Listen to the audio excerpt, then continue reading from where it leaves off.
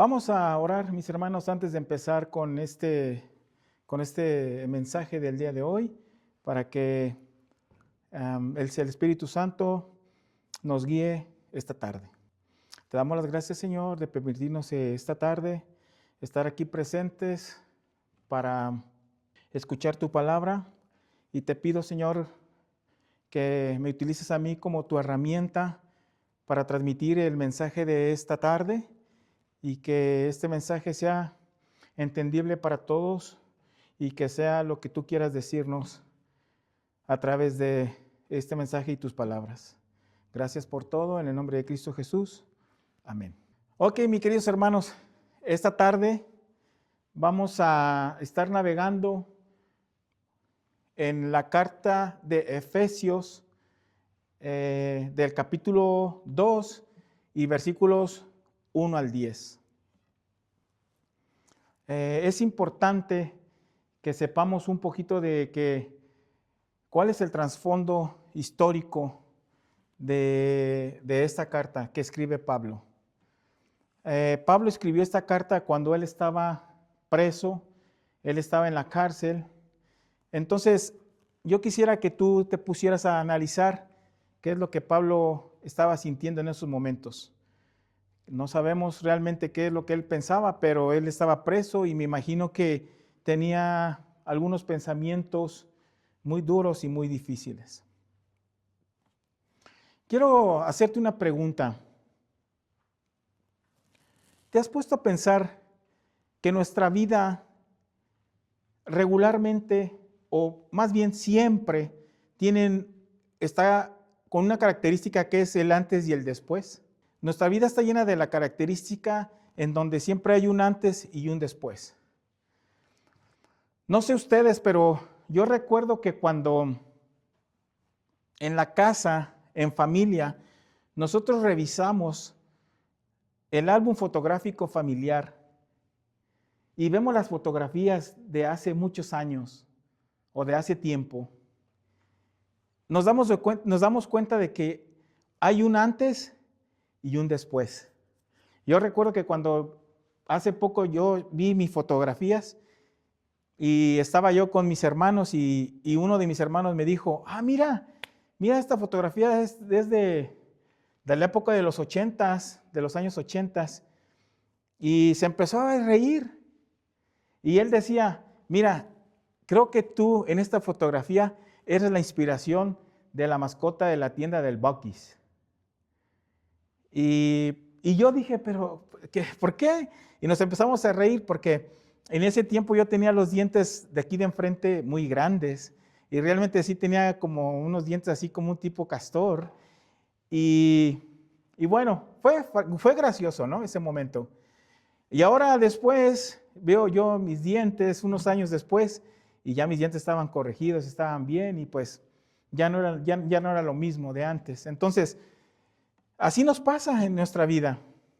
Veíamos una fotografía del tío Carlos en los 80s, traía su chamarra de piel, así de esas bien bonitas de que se usaban en ese tiempo, y veíamos su cabello largo, tenía un cabello muy largo que lo traía creo que por acá, hasta más o menos esta distancia. Y ahora que lo vemos, ya no tiene cabello, está calvo, está pelón. Y es gracioso, pero es una de las cosas donde nosotros podemos ver que existe un antes y un después. Ahora bien, nos vamos a ir al punto donde yo quiero que ustedes entiendan que existen dos tipos de vidas. Una vida que llevaste antes y la vida que estás llevando ahora, ¿verdad? O muchos de ustedes a lo mejor están todavía en la vida de antes. Tenemos nuestra vida secular y tenemos también nuestra vida espiritual. Y yo quisiera que esta tarde, te pusieras a pensar en qué tipo de vida estás tú. ¿Estás en la vida espiritual o estás en tu vida de antes? Vamos a ver lo que dice la palabra de Dios. Capítulo 2, Efesios capítulo 2, versículo del 1 al 3. Antes, ustedes estaban muertos a causa de su desobediencia y sus muchos pecados. Vivían en pecado, igual que el resto de la gente, obedeciendo al diablo, el líder de los poderes del mundo invisible. ¿Quién es el espíritu que actúa en el corazón de los que se niegan a obedecer a Dios? Todos vivíamos así en el pasado, siguiendo los deseos de nuestras pasiones y la inclinación de nuestra naturaleza pecaminosa. Por nuestra propia naturaleza éramos el objeto del enojo de Dios, igual que todos los demás.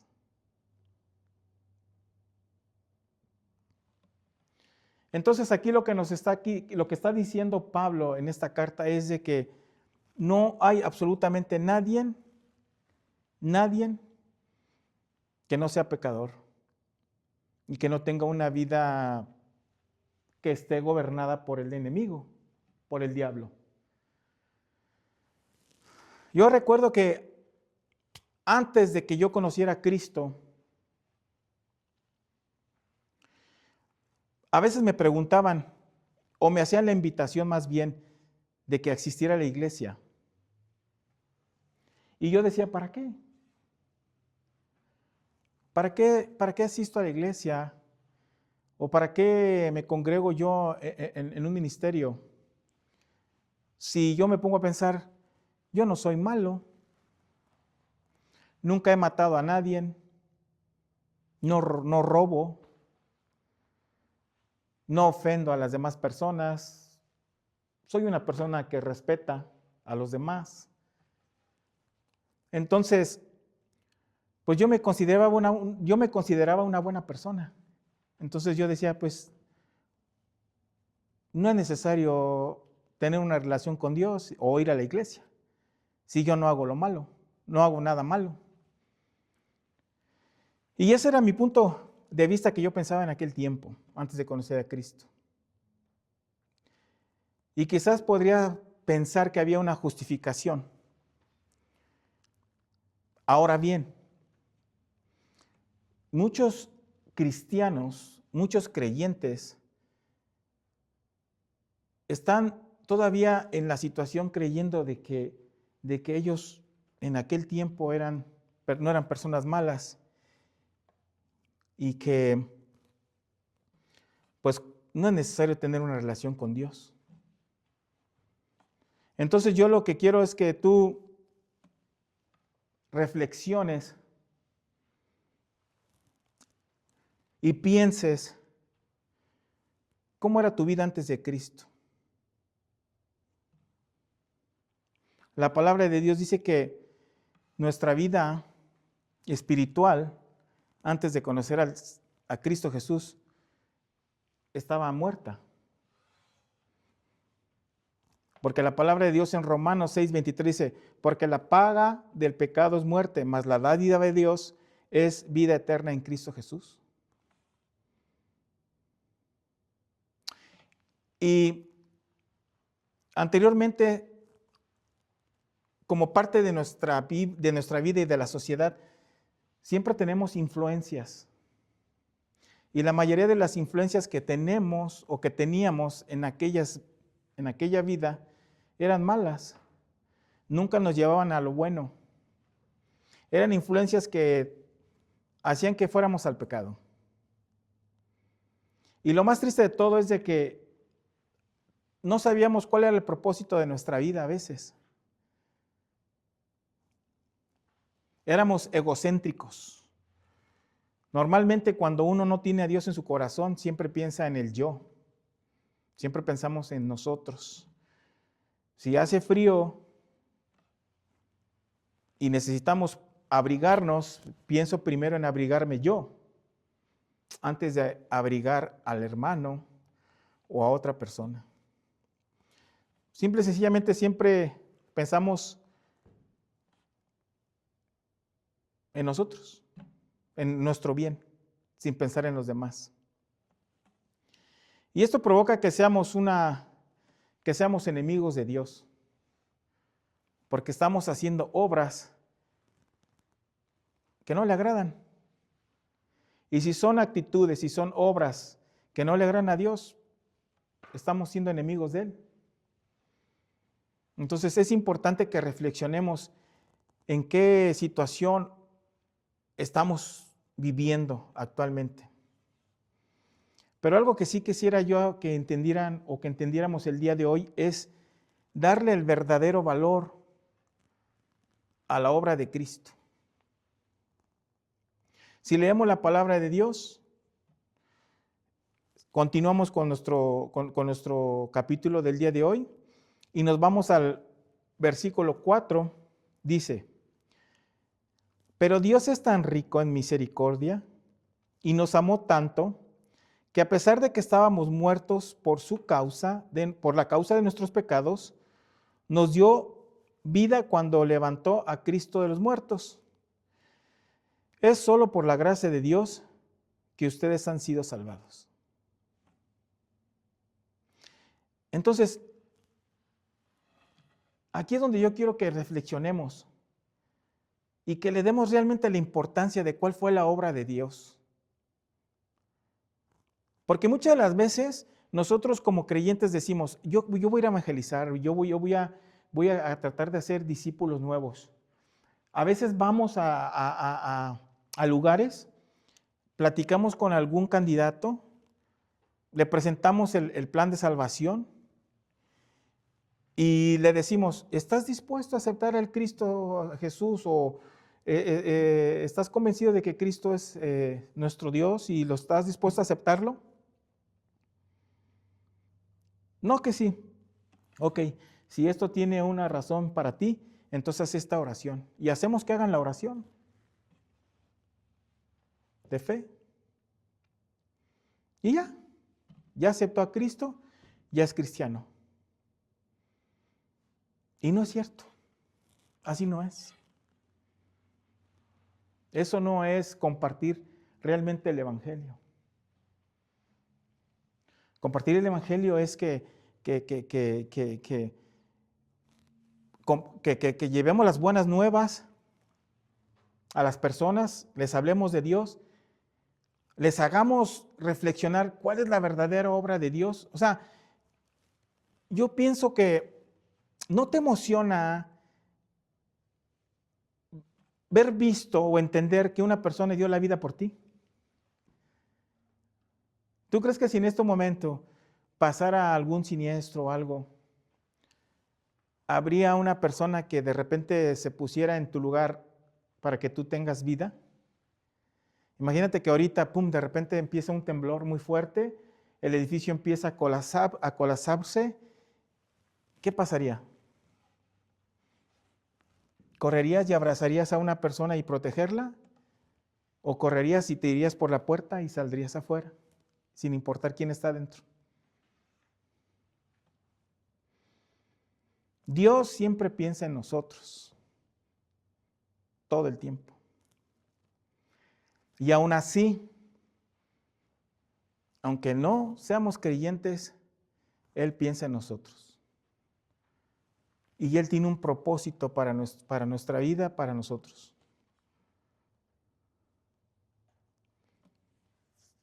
Ahora bien, Dios sabe lo que va a pasar en tu vida.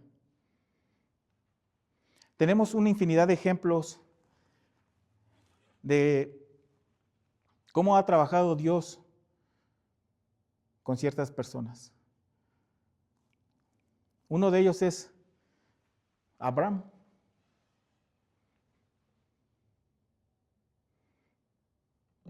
¿Quién sabe la historia de Abraham?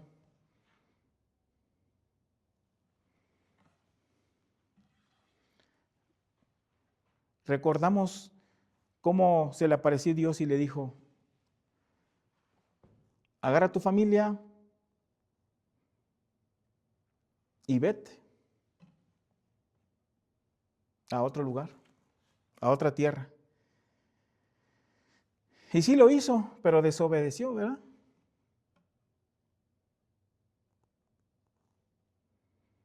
Después tuvo que pagar las consecuencias por haber desobedecido. ¿Y ustedes creen que Dios no sabía que él iba a desobedecer? Él ya sabía. Pero más sin embargo, él ahí está haciendo su obra. Lo mismo Dios hizo con nosotros. Dios nos rescata de la muerte espiritual. ¿Cómo? ¿Cómo nos rescató Dios de nuestra muerte espiritual? Mandando a Jesucristo. Mandó a su único Hijo para que Él muriera en la cruz y Él pagara por nuestros pecados. ¿No te emociona esto? Si no te emociona, no sé de qué estás hecho. Porque Él mandó a alguien para que pagara por tus pecados. Con la misericordia y amor de Dios, Él nos ofreció una vida con Cristo. Ahora, vamos a pasar al punto número 2 de nuestro mensaje. En el punto 2 yo lo titulé como Dios rescata de la muerte espiritual. Y aquí es donde vamos a ver dos conceptos importantes. Les voy a dar un ejemplo rápido. Ahora que yo estoy estudiando estoy en el seminario, tuve que entregar la semana pasada un trabajo. Entonces hice mi estudio, hice mi escrito, hice un PowerPoint, hice mi presentación y lo entregué. Pero ya antes de que el profesor diera la calificación, el doctor diera la calificación, le dije yo, doctor, le voy a pedir un favor, tenga un poco de misericordia hacia mí. Entonces, y le dije yo, le pedí, ¿verdad?, que tuviera misericordia antes de darme mi grado. Y lo mismo pasa con el Señor. La misericordia de Dios y el amor de Dios nos ofreció una vida en Cristo. Pero entiende bien, ¿qué es misericordia? La misericordia es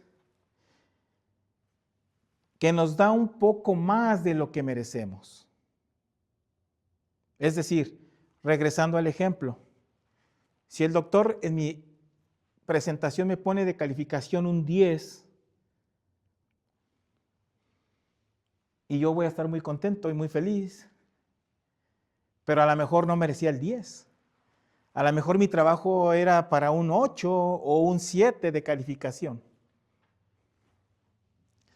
Entonces, el doctor, el profesor, está teniendo misericordia conmigo y está diciendo, no, mira, quizás a lo mejor voy a valorar el tiempo que le diste a tu trabajo, la presentación que hiciste, el esfuerzo de venir hasta acá, hasta el seminario, que fueron 9 horas de manejo, no sé.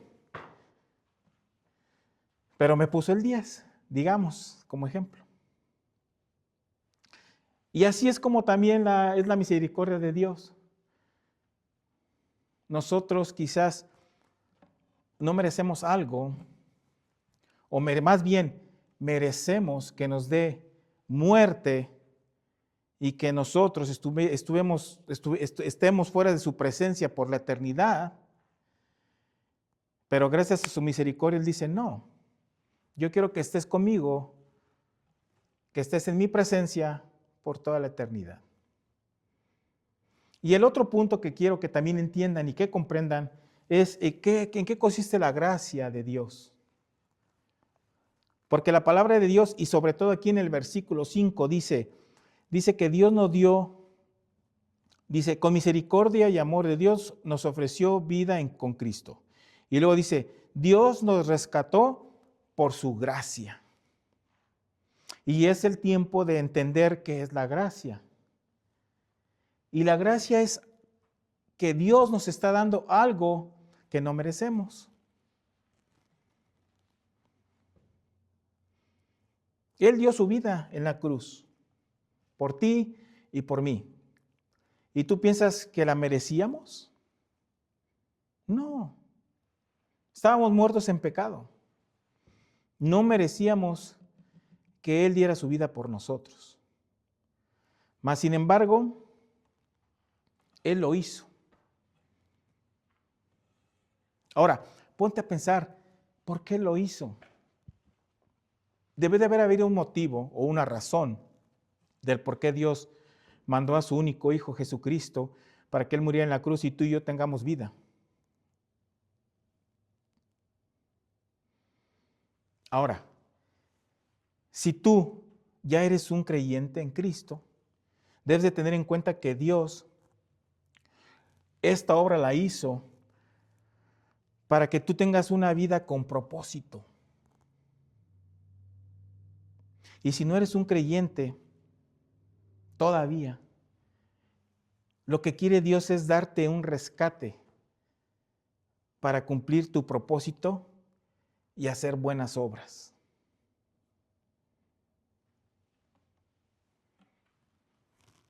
O sea que Dios no se quedó con los brazos cruzados a ver qué pasaba con nuestras vidas.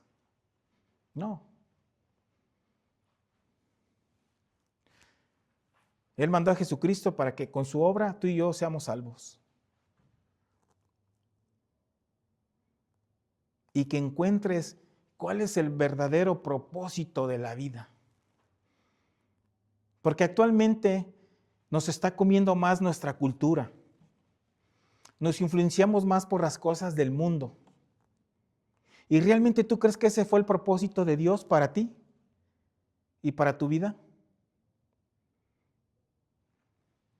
Porque actualmente, ¿qué es lo que está pasando?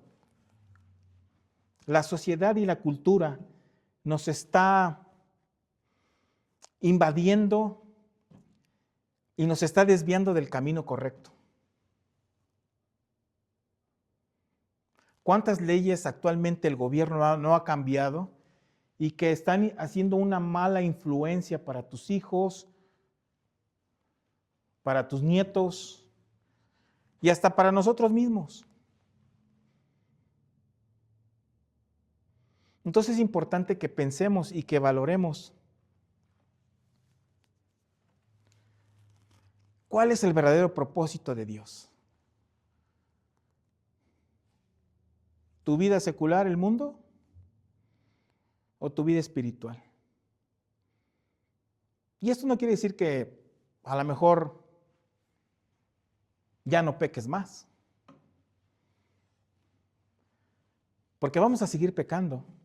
No somos perfectos, somos humanos y estamos en este mundo tan difícil. Pero como hijos de Dios y creyentes en Cristo, tenemos en nosotros el Espíritu Santo, que es el que te va a redarguir o el que te va a hacer ver que estás haciendo cosas malas, que no le agradan a Dios y que tienes que dar la vuelta y regresar al camino.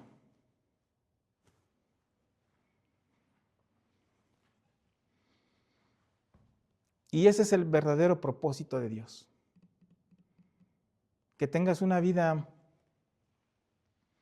que esté en la presencia de Él.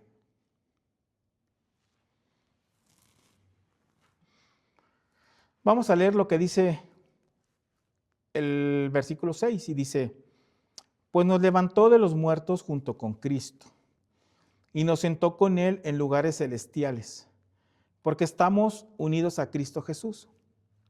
De modo que en los tiempos futuros Dios puede ponernos como ejemplos de la increíble riqueza de la gracia y la bondad que nos tuvo, como que se ve en todo lo que ha hecho por nosotros que estamos unidos a Cristo.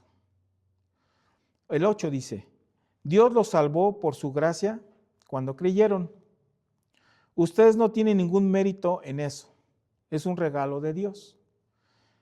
La salvación no es un premio por las cosas buenas que hayamos hecho. Así es que ninguno de nosotros puede jactarse de ser salvo, pues somos la obra maestra de Dios. Él nos creó de nuevo en Cristo Jesús, a fin de que hagamos las cosas buenas que preparó para nosotros tiempo atrás. Y aquí podemos ver que vamos al punto número 3.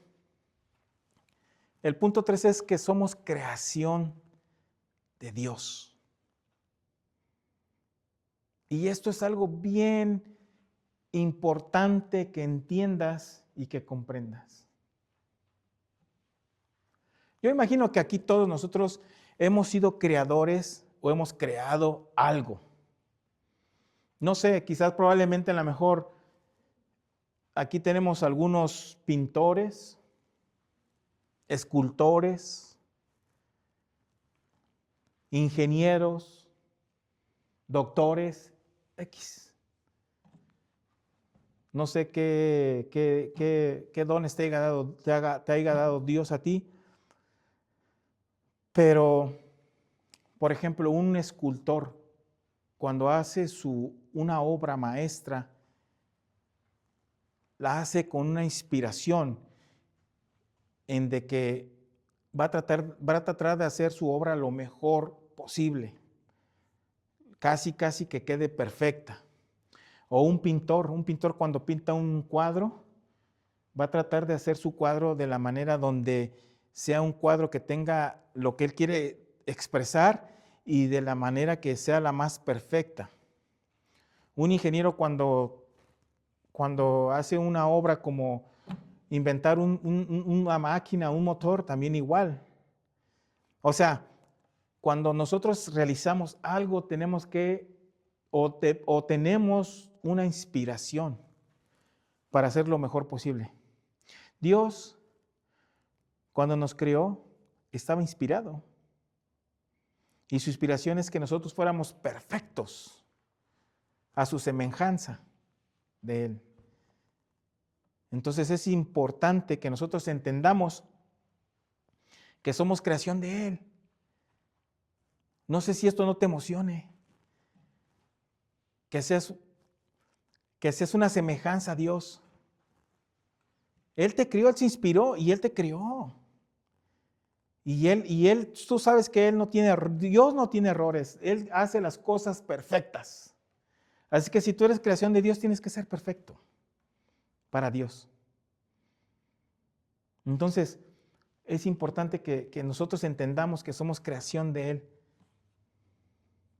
Después de haber leído los versículos, los últimos versículos, es importante que sepamos que nadie es salvo por sus propias obras.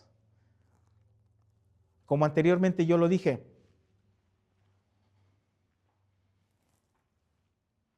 yo no le hacía nada malo a nadie, yo me portaba bien, según yo,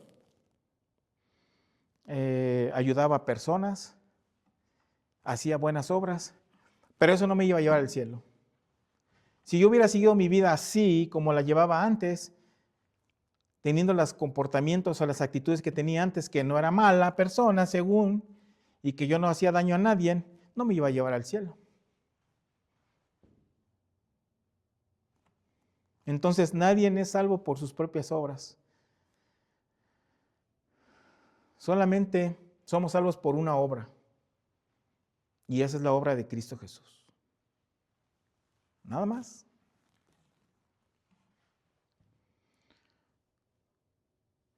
Y Dios nos rescató para llevar buenas obras. Si Dios nos crió y Dios nos rescató de la muerte, tenía que haber una razón. Y la razón es que hagamos buenas obras. No te confundas. Las obras que hagas buenas no te van a llevar a salvación. Tú vas a ser salvo por la misericordia y la gracia de Dios. Pero es importante que hagas buenas obras. Y como dice Santiago 2:26, porque así como el cuerpo sin espíritu está muerto, así también la fe sin obras está muerta. Así es de que tenemos que hacer obras, pero no para salvación. Ya para terminar con este mensaje, quisiera que te pusieras a reflexionar y pensaras en 4 cosas. La primera es que somos la obra maestra de Cristo Jesús. Así como si tú alguna vez has realizado algún proyecto o has hecho algo con esa inspiración, con esa dedicación y con ese deseo de que lo que estás haciendo sea algo bien, algo bonito, algo funcional. Lo mismo eres tú, lo mismo hizo Cristo Jesús, hizo Dios contigo. Tú eres obra maestra de Él. Así es que la obra maestra de Jesús es perfecta. Él no se equivocó. Los que nos hemos equivocado somos nosotros. Pero tenemos la oportunidad de dar la vuelta y corregir el camino.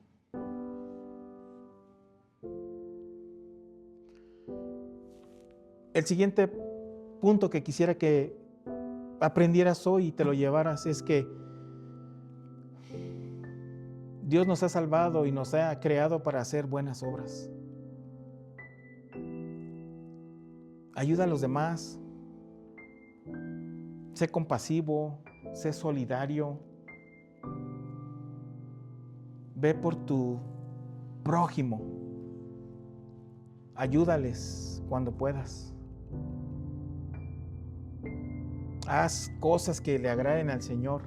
Acércate más a que Dios esté, a que la presencia de Dios esté contigo y no te acerques más a lo que la vida, la cultura o el mundo te dé o te proporcione. Porque eso tarde que temprano te va a llevar a que pagues el precio.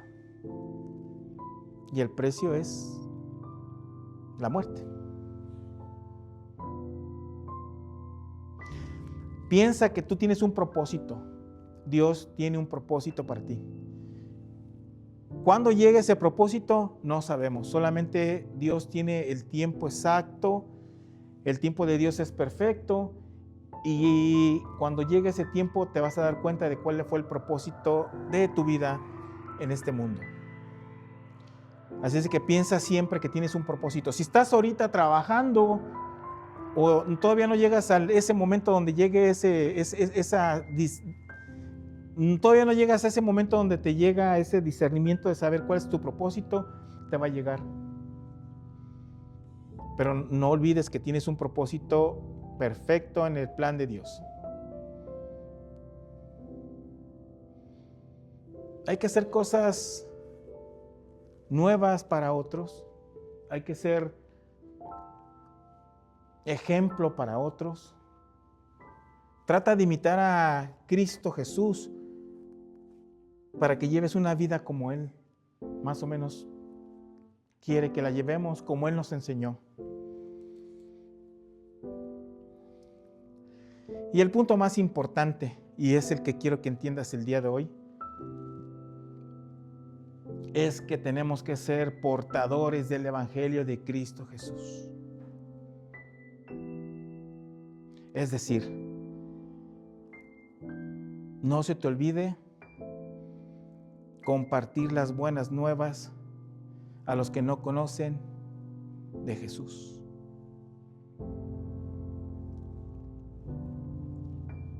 Es importantísimo que no te quedes con esa bendición tú, que si ya has experimentado